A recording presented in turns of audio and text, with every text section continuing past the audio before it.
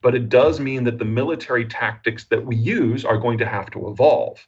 Instead of having a very small number of very high-end military vehicles, you just launch a cloud of very low-end stuff that is attritable and disposable.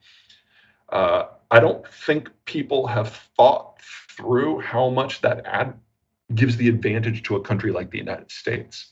We will have to fight differently, and kind of the sunk cost that we've put into some of these technologies are suddenly going to become very questionable.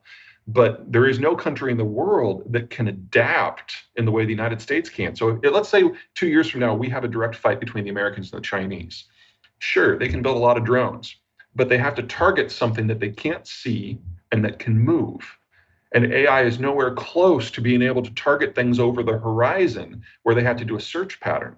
Whereas the US Navy is going to know exactly where their targets are. They're on land with satellite recon, we can find them. And we just launched 10,000 drones at whatever it happens to be. So this is a really, really bad development for the Russias and the Chinas and the Irans of the world, getting the Americans to think about this differently. Because our ability to adapt to that environment, combined with our mobile firepower of the Navy, that's going to be crippling for all of them. There's a lot to unpack in that. Let's start with the things I am not worried about. Most of the stuff we sent to Ukraine is hand-me-downs that we haven't used in over 25 years. And honestly, the Russians are doing a favor because we're disposing of it into their teeth. Otherwise, we would have to dispose of it ourselves, which would cost money. So actually, the Russians are doing a financial solid by absorbing that ammo for us. Israel's a little bit different. Israel is a much more technologically acute force, and they're after things that are precision guided, and that they have to get from the United States. So the financial cost of supporting Ukraine is very, very low in real terms. The financial support of Israel is much, much, much higher. That said, this is a country of only 8 million people, and they're trying to carry out a military operation in a zone that's only twice the size of the District of Columbia. So the scale of the needs is relatively low in comparison to what the US military is capable of.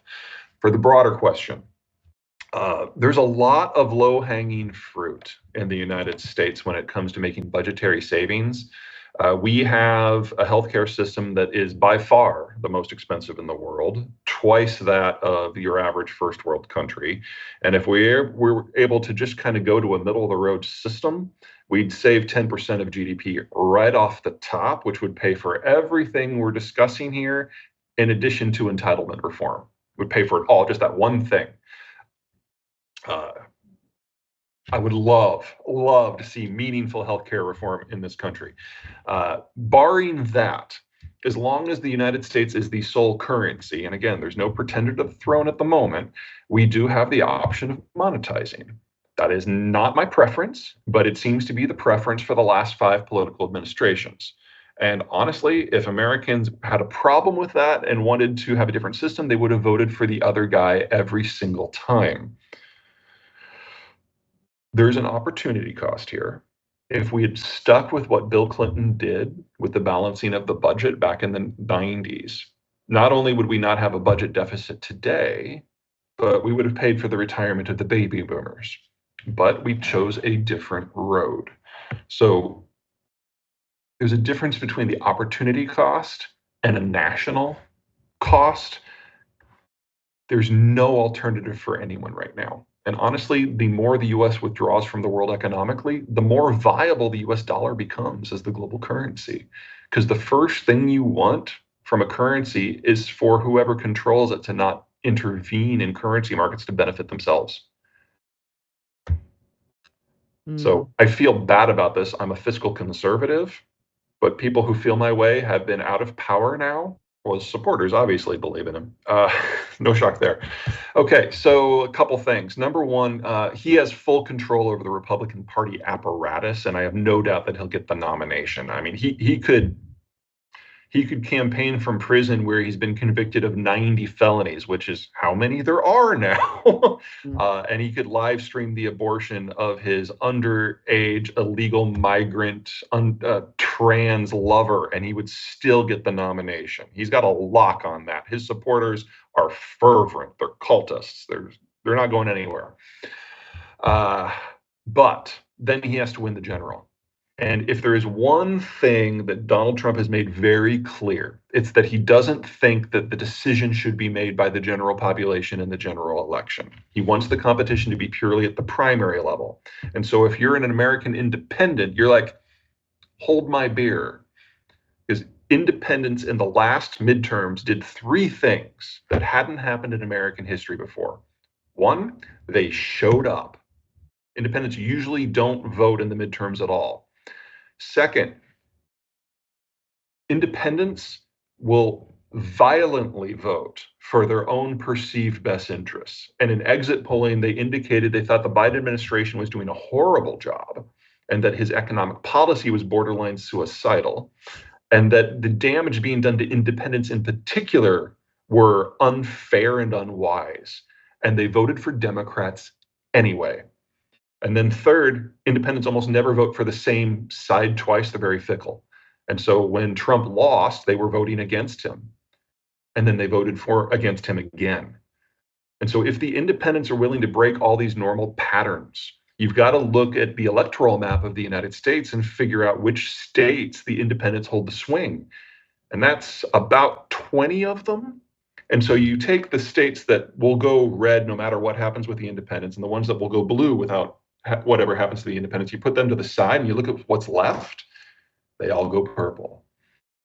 So we're probably looking at the Trump team getting maybe a dozen states, none of which are big. And with Biden sweeping, among other places, Texas and Florida. Oh yeah, no, this all assumes that neither of them die. That's fair. If one of them keels over for whatever reason, then we're in a completely different environment. Right. Yeah. Which, incidentally, is another great entry point for a potential third party. Well, let's hit it from the non-political demographic angle first before we get into the muck. The United States birth rate is the lowest in its history. And if we continue on our current path, we're going to be facing a Chinese or European style dissolution 30, 40, well, no, 50, 60 years from now. So we're at the beginning of what could be a very dangerous period. And in the next 15 years, we're going to see China and Germany disassociate. And so we're going to get some very clear examples of the path that we're on soon. China will cease to be a functional nation state with an industrial economy. Because of the birth rate. Yeah, their birth rate dropped by 70% in just the last 5 years. We have a number of countries in the world that are in a similar situation. Korea, Germany, Italy, and to a lesser degree, Spain are all in that same bucket.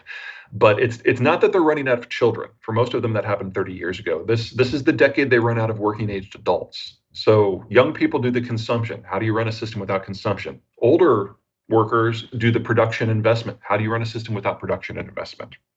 So at a minimum, we're looking at a fundamentally new economic model that hasn't been invented yet. And for a system like China, where decision-making is now impossible, I'm looking at them losing national cohesion. What does that look like? This has happened 20 odd times in Chinese history, so there's a really rich palette of national disasters to draw from. All of them involve a degree of civil breakdown, warlordism, and famine. People forget that what sets the China of today out from the China of the last 3,000 years is the Americans provided them with trade access to the world for the first time and sent all the regional powers that were occupying home for the first time. And so for the last couple generations, the Chinese have been allowed to build without interruption while having American granted access to the world.